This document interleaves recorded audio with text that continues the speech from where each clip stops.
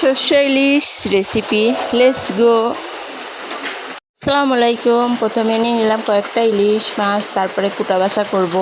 এখন দেখেন কুটতেছি, বাছতেছি, যা যা বলে আর কি। মশলা পিষলাম, কাঁচামরিচ, তারপরে সরিষা এখন মাছের ভিতরে দিয়ে দিচ্ছি।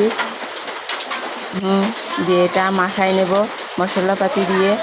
মাখানোর পরে একটা একটা করে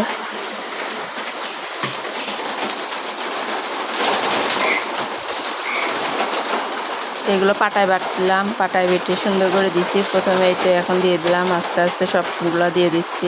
এখন দিব এই তো সরিষার তেল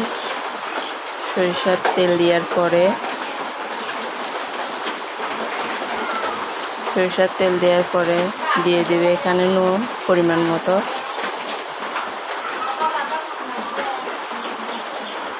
তারপরে দিয়ে দিব এখানে 1 চামচ হলুদের গুঁড়া। তারপরে দিয়ে দিব এখানে 1 চামচ মরিচের গুঁড়া। দিয়ে এটাকে সুন্দর করে ভালোভাবে হাত দিয়ে মেখে নিব। এখানে কালো সরিষা, লাল সরিষা দুইটাই দিছি, সরিষা ইলিশ আর কি। সুন্দর করে ভালো করে মেখে নিব। এটা মাখানোর পরে হালকা পানি দিব আর কি, বেশি না, হালকা করে দিয়ে এটা চুলার উপরে দিয়ে দিব সরিষা ইলিশ। কিছুক্ষণ ঢেকে রাখলাম, তারপরে এই তো হয়ে গেছে, অলরেডি ক্লিয়ার। এখন শুধু সার্ভ করে পরিবেশন করতে হবে। এই তো পরিবেশন শুরু।